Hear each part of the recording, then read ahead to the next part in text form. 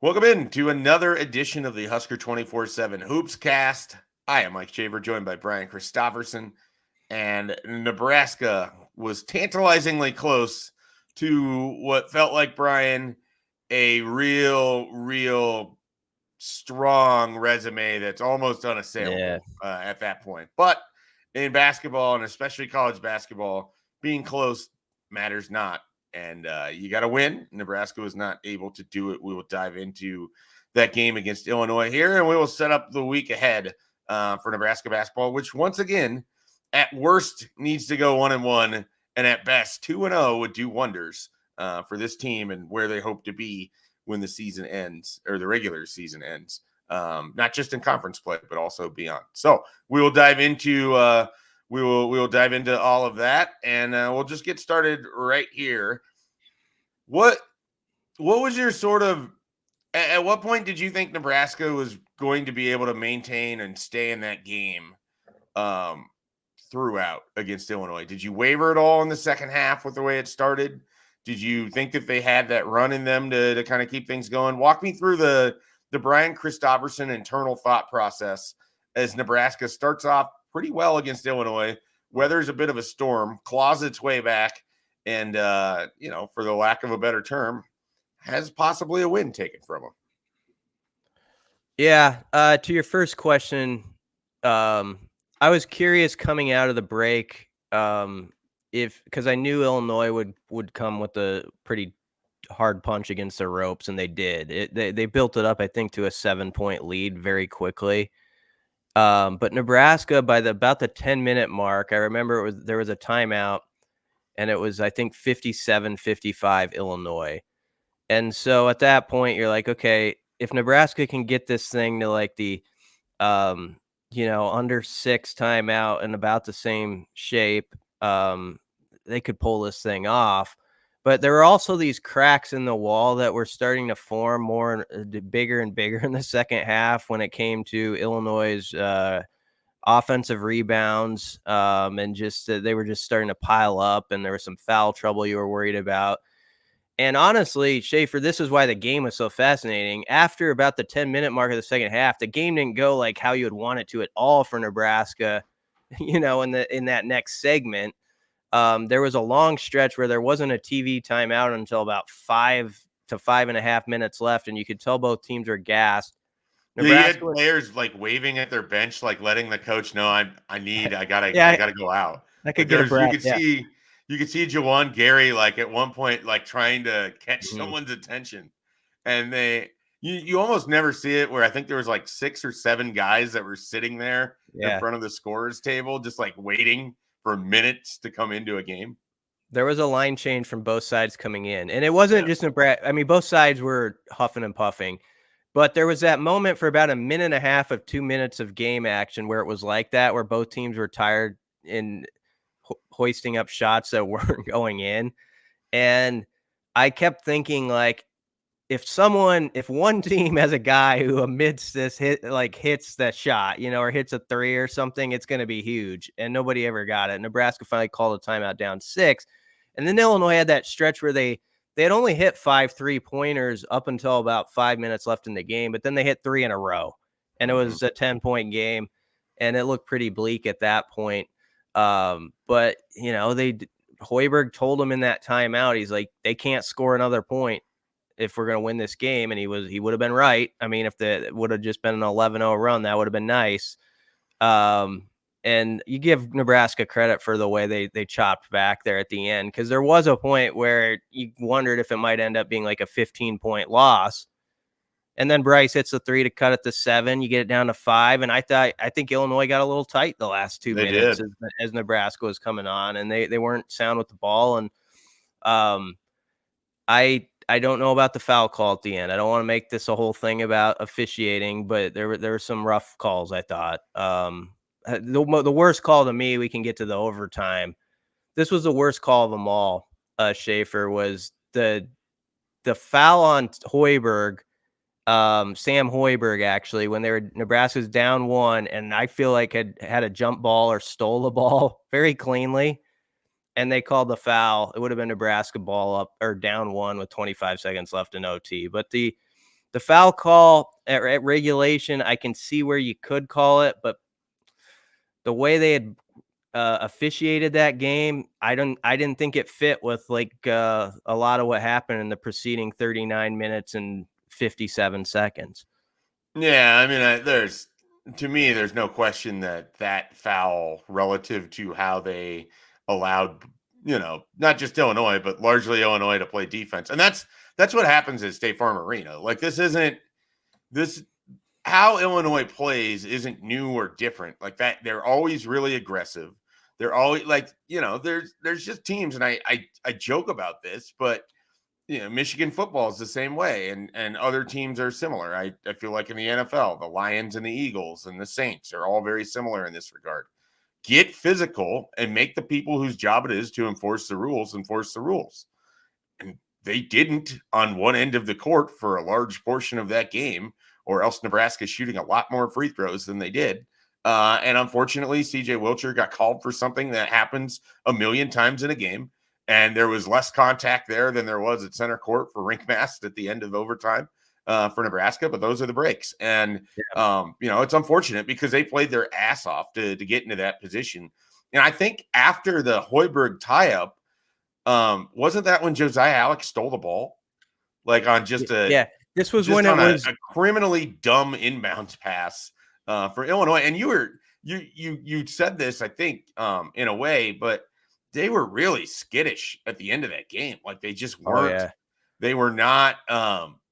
They were not a team that felt like they had been in that moment a lot. Nebraska just had them kind of on their heels in the last probably 2.5 minutes, from everything from ball handling to defense to all of it. I mean, I was impressed that Rinkmast was able to get that look that he did so easily to give Nebraska the lead there at the end of regulation. Yeah. And it looked like the magical moment for this season. As great as those wins over Wisconsin and Purdue had been, when Rink gets that bucket with 9 seconds left, it's 73-72. And you're like, man, one stop. And they actually forced Domask, I think, into a tough spot on the court. Like, I think Nebraska it was working out exactly as he wanted. And if you looked at like who was around the rim to try to clean up his miss, if there had not been a foul, I know Nebraska struggled all second half defensive rebounding, but they were in good position to just like seal it there. It was probably over. So that's tough. But yeah, the call that I was bringing up was it was 83-82 in overtime, 27 seconds left. The officials know Nebraska is going to trap there. And they know that Nebraska's got enough time to try to force a turnover, so they're not just like reaching in to foul necessarily right away. So you have to keep that in mind. And instead of anticipating that there's going to be a foul, maybe anticipate, hey, they're going to want to play defense for 8 to 10 seconds, possibly, and see if they can force a turnover. Nebraska had it perfectly set up where they got the trap. Hoiberg got in there. And I watched it back, he got all ball. He got all ball twice, and he kind of stole it then. He actually had the ball. But I heard the whistle, and I thought, oh, they're going to call jump. That's what I thought. Like, to me, it could be no other call. And I said I wasn't going to talk about officiating. Here I am 3 minutes into the rant. But if there was a game where you were going to do it from a perspective of this season, this would be the one that's. Well, there's so much riding on it. I mean, there is. Like, Nebraska's trying to break a 10-year drought. And as you set it up at the beginning, if Nebraska wins that game by 1 point, 73-72 or whatever in overtime right now, the whole picture is we're not as nervous Nellies about everything and what's going to happen down the stretch. They still have work to do, but they would have had such a big resume ad. And so that's where I give like Hoiberg and the team credit. He didn't talk about the officials and all that stuff. He didn't make it about that. And that's what you got to do as a head coach. But there were some tough breaks, I thought. And that foul / jump ball call on Sam, and obviously the one on Rink late, probably should have been a foul too. Should have been. And it didn't happen though. And so you lose the game. And this is where it's going to get tough. You got to come back, and you got to play a Northwestern team that has lost a couple close ones in a row that you beat only a couple weeks ago by 6 points in your arena, which was a tough win in your building. And you got to go beat them when they're kind of against the wall themselves. Like they feel like they got to have this game. And so I'm different than some people. You'll sometimes someone will say, "Oh, they're on a little losing skid or whatever." I like when teams are at a high point a little You bit when want you get Wisconsin coming in after yeah. some wins. You Yep. want them feeling like kind of good Yep. about themselves. Like, yeah, we could have we dropped it. Is it the worst thing in the world? Like Northwestern not in that. They're like, we gotta have this game and we owe them one. So that's what Nebraska's got to beat on Wednesday. So there's going to be folks who look at it and be like, well, you go toe to toe with Illinois. Why can't you do it with Northwestern? Every game's a different animal, and you got to just like get yourself fired up to go 40 minutes really hard. And they've just got to be better on the defensive glass. They fixed the turnover problem, only had 9 of them against Illinois. That was good, but now the defensive glass has got to pick up. Yeah. Real quickly on the thought process of you'd rather catch a team when they're winning some games like that. Do you think that just stems from a lifetime of waiting for the other shoe to drop with the various teams? Like, the Twins are on a hot streak and it's like, okay, here comes the bullpen. Or the Vikings have won 3 in a row and it's like, all right, I've seen this. I know how it goes. You know where I think it is for me? When I was a kid, when Sports Illustrated was Sports Illustrated, someone wrote a line. That should be a podcast right there. Yeah. Whatever happened the last couple of weeks, that's not Sports Illustrated. So whatever happens. But the one that we knew as kids, that version, someone wrote once, they're writing about how wounded animals are the most dangerous. Somebody wrote a line. And I remember as a 13 or 14-year-old, like thinking about that, I was like, oh, that's like, it really hit. It was like the biggest thought I ever had. Like, oh man, that's true in sports and probably in life. Like I was trying to get deep and I never could with most thoughts, but yeah. So I think it goes back to then. Like I've always been like wary in sports of the wounded animal, the team that's like everyone's saying they're done. They lost a couple. Those teams always you got to watch out for. So that Michigan game on Saturday really has your attention. Because a wounded Wolverine might be the scariest of them all.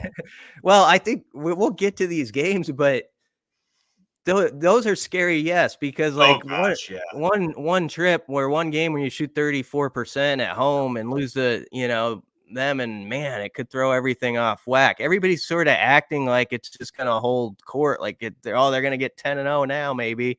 You gotta like go out there and fight because it's not. I mean, Michigan, as bad as they've been, that like they have dudes who can ball on their roster, and you've watched Nebraska teams in your life that have won like 4 conference games or something one year, or they're just not good, but they'll always have that like one game where they kind of find it, and they beat somebody they shouldn't or whatever. And that could, you got to be wary that Michigan or somebody can do that down the stretch too. Yeah, I mean, what was it? 2 years ago, the Nebraska team had a fairly lengthy losing streak. Went into the Kohl Center and beat up on Wisconsin in a place where Nebraska never wins. Like it happens, and there's definitely some Nebraska examples where they have had some games where it's like this, you chalk it up as a win, and it doesn't go that way.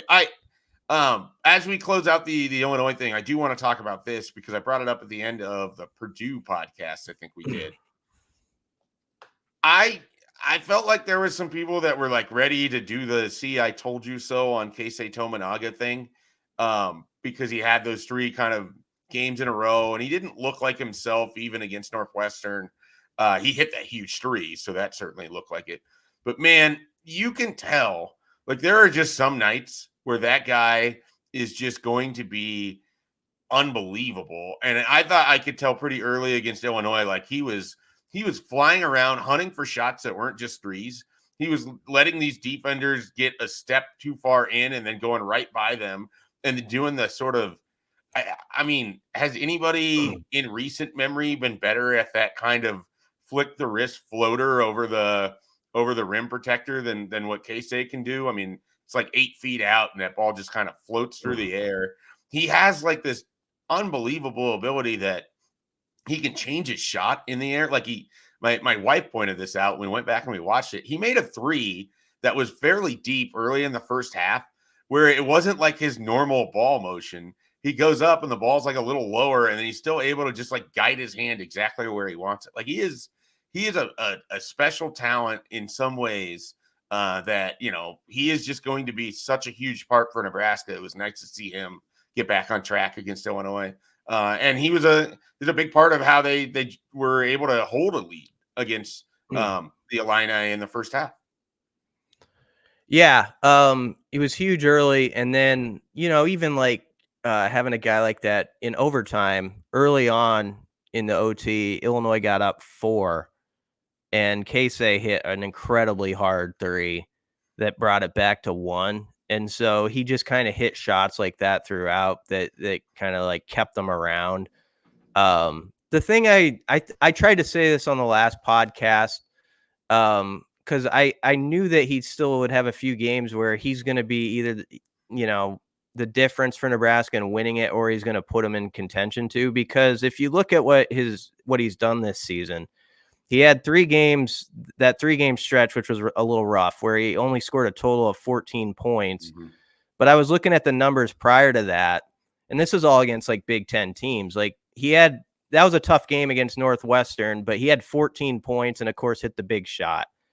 He had 16 against Rutgers, 13 Iowa, 19 against Purdue, 17 against Wisconsin, 28 against Indiana, which I almost forget about. He had a stretch of like 7 games there, 6 games, and 8 of the last 10 where he scored at least 13 points prior to that rough 3-game patch. So I think he was on a pretty good pace, and I felt like he was kind of being the Big Ten Keisei we saw at the end of last year for the good portion of the first half of the schedule this year. And then there was that little dry spell, which kind of confused things a little bit. But the good news about this team is you've got him, and then you've got Wilcher. And like Wilcher didn't have a great day shooting it or play as much on Sunday, but Keisei was on fire, so you didn't need it. And just like the other game where Keisei was struggling and only had 2 points against Wisconsin, Wilcher was on fire. So you've got these guys who can kind of balance out the scale a little bit if one guy's a little off. And that's nice to have. That's what we haven't always seen with this roster. If you want to just boil it down to that, is like, oh, that guy's off, well, then Nebraska's screwed. Well, it's not necessarily the case with this team. Yeah, no, I think that's a fair point. So Nebraska has 2 games this week. They get Northwestern. We've already seen them against Northwestern. We talked a little about a Michigan team that's going to be limping into that one. Coming out of that Illinois game, obviously you kind of have to flush it in the sense that, whatever you did in that game doesn't matter for the next one. Brian, I will say, I thought it was sort of important for their psyche that they were able to show up against a team that is long and athletic and, makes you really have to work for your shot. Like those are the sort of teams that even when they're not as talented as Illinois, and there's not that many that are, those are the sort of teams like that's Rutgers, like that's Minnesota. When they lost those games on the road, they were really struggling with the athletes of those teams, particularly in the low post. And, I thought they did a nice job of continuing to play solid defense.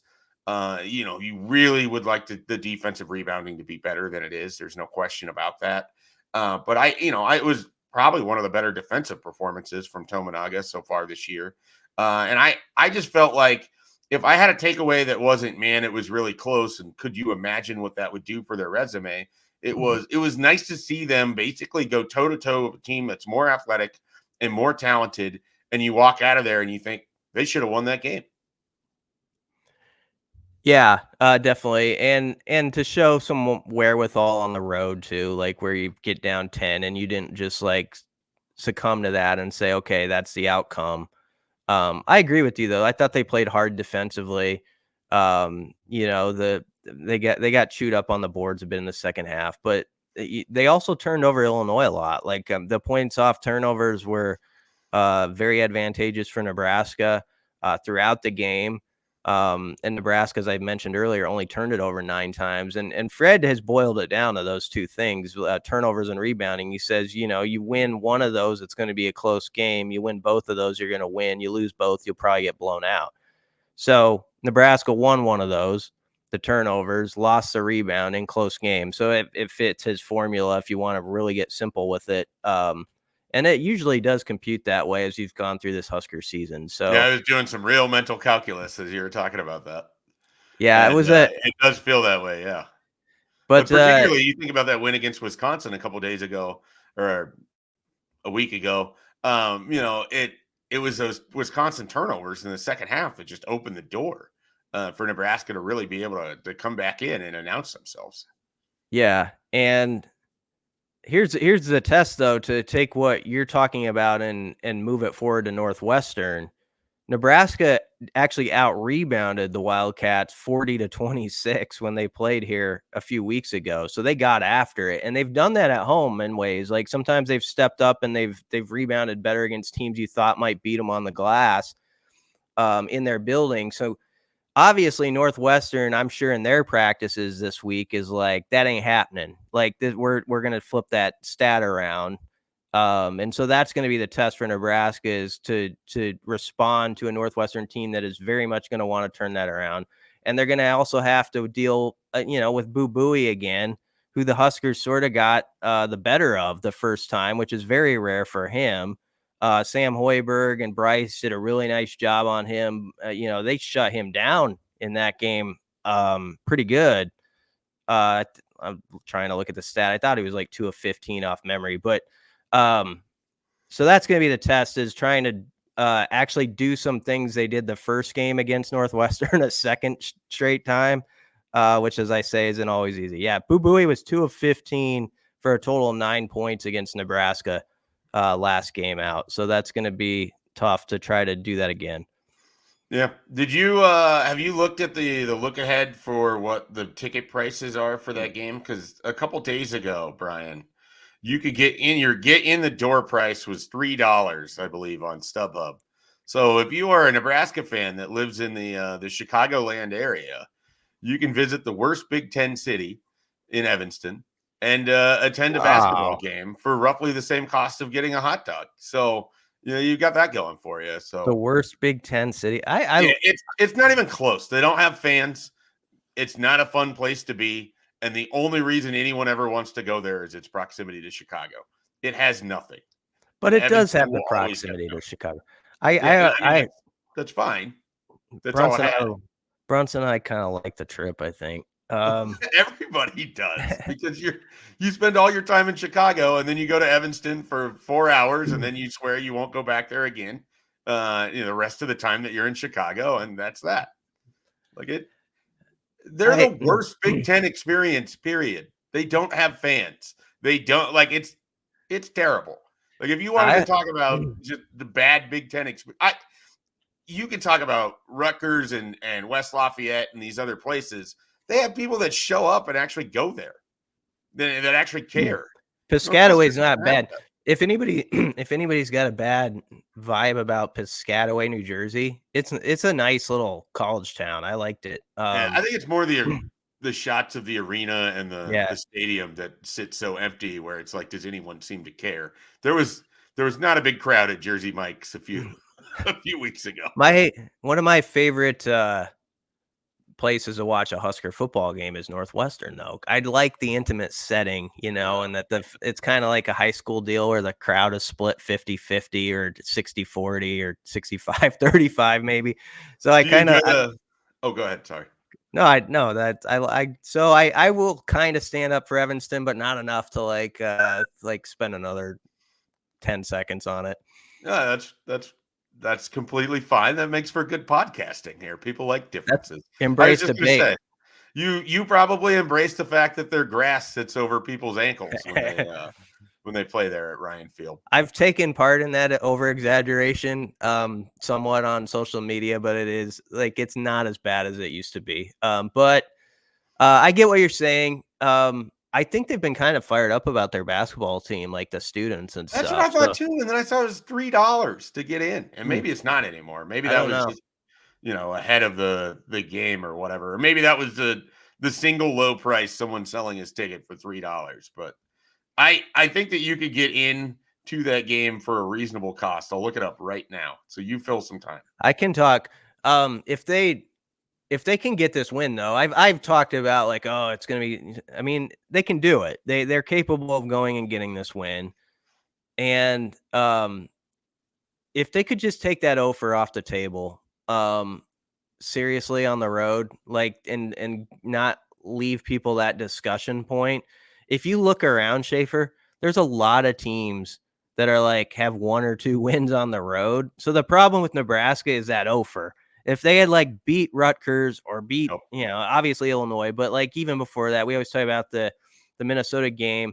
Yeah, you'd get some of that. Oh, there are jokes about they can only play in one building and they can beat anybody and nobody on the road. That's not exactly true. It's more layered than that. They've been in position to win these games on the road, but you got to, which Illinois was promising in the fact that I thought it was the closest to 40 minutes.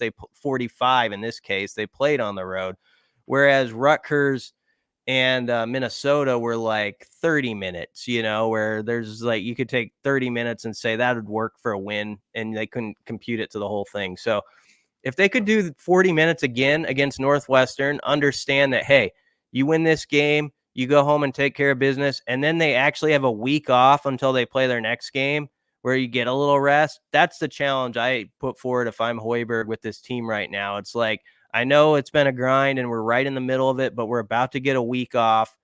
Like, let's finish this in style with these 2 games because it could really set them up pretty down the stretch. It has tripled. It's up to $9 now, which is not nearly as bad as when I saw it at 3. So that's slightly better. Slightly better. I don't know. I can't remember how many that arena. Kind of small, I think, which is smart because it's not like, I mean, as I've said, they don't have that many fans. So you want to keep it intimate. You want to keep it loud. And to the point that you were making on winning on the road, I mean, we just saw on Monday night, Kansas State held serve at home against Kansas. That's not an easy place to go in and win most of the time. And Nebraska was able to do that. And so I think it's another example of they can do this on the road. They just haven't finished games. They haven't played good basketball. And they did for the most part on Sunday and probably deserved a better result, but as they say, Brian, has nothing to do with it. You got to go win the game. And they've got to go do that. What's your understanding on how much the committee traditionally looks at just metrics as opposed to like, okay, I've got the metrics in front of me, but I've also used my eyeballs and I've seen this particular team, in Nebraska's case, is very appealing in the fact that they beat Purdue and Wisconsin, which very few teams can do. You went toe to toe at Illinois. If I can have a personal opinion on it, and I look at metrics of teams and they're kind of the same, that would mean something to me. Like if I saw with my own eyes those games, and it's like, yeah, this team could maybe do a little something in the tournament because we've seen they could take down a big dog. I think that's possible. To me, it seems the most critical factor here is you just can't have that bad loss. Like you just can't have that Michigan loss is going to count twice.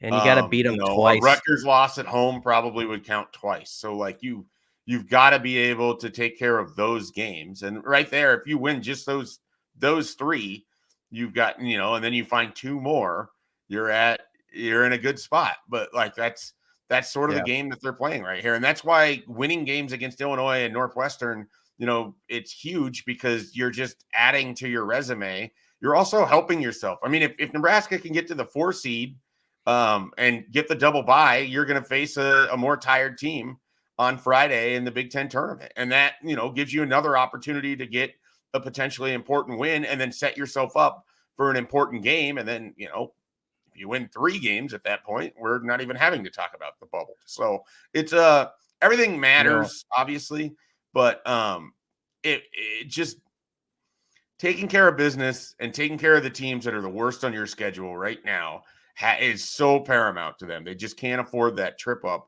And that's why all of these games you're going to feel tight. The chest is going to feel tight. You're going to be nervous. Like that's just mean, that's how it is. But you'd rather this feeling than, looking up and yeah. realizing that Nebraska is playing and you didn't even know.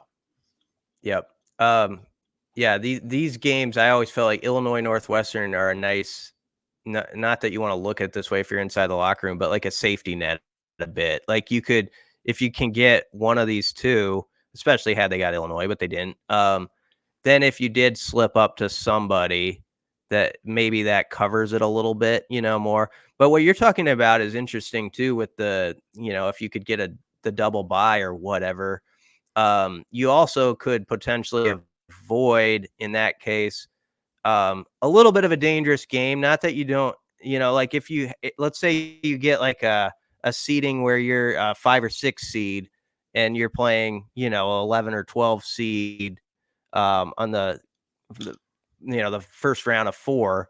That's a pressure game. Then all of a sudden, if you're like sort of on the like you really got to handle that one.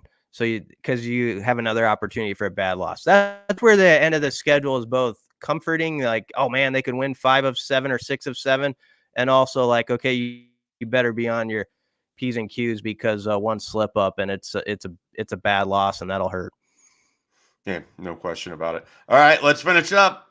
Guess a random Husker hooper. BC has the random player. I will try to get this done in 3 clues or less, and hopefully never have to guess more than once. But I'll cap myself at 2.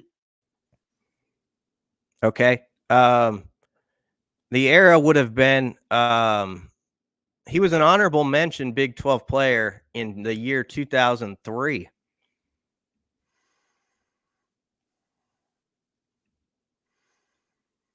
Kerry Cohorn? No. Okay. I feel like he would have been gone by 2003, so now I regret saying that. All right. No, it's all right. I have He had another guess, but I'll wait. I'll No. wait and see what you say here. He started in like JUCO or community college before working his way to Nebraska. You would classify Andrew him Drebo? No. You would John classify Turek? him though as like a Midwest from the Midwest. Okay. I kind of Not don't want to say the Drebo. city because I think it'd give it away too easily.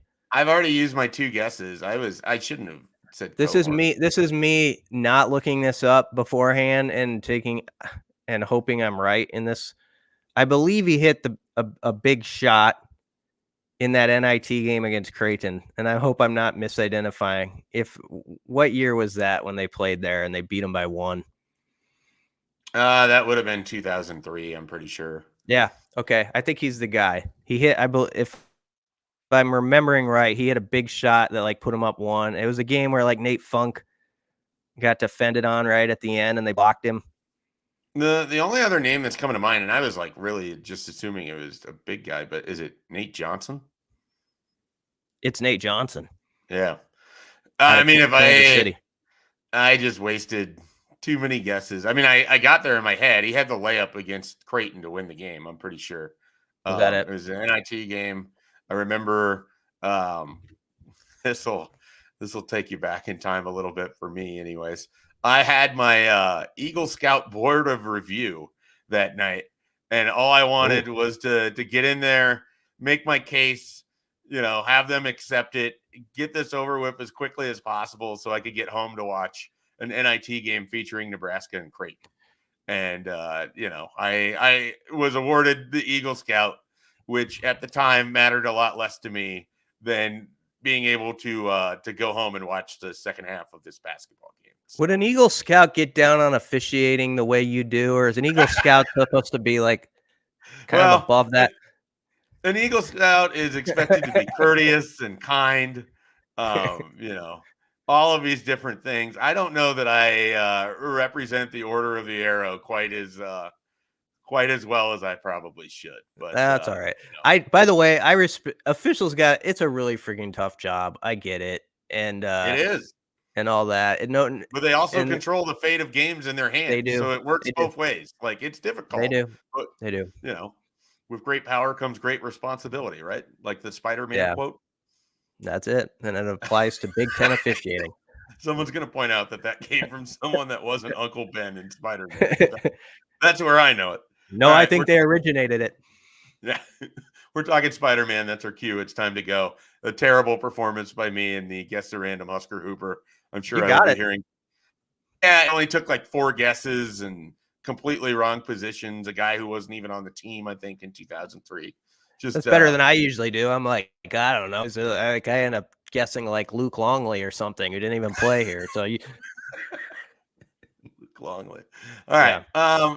And for that, another edition of the Husker 24/7 HoopsCast has come to a close. Be sure to check out Husker247.com. If you're listening to this on a Tuesday, we've got a new deal going right before signing day. It should be worth your time checking out as well. So be sure to stop by the site, see what the details are on that. If you qualify, you could be an existing, I believe, subscriber or a new one and still be able to save a little bit of money with Husker 24/7. Plenty of coverage coming for basketball, plenty of coverage coming for signing day, plenty of more Husker 24/7 basketball content that you can know and expect from Brian Christopherson. For Brian, I'm Mike Schaefer. We will catch you next time.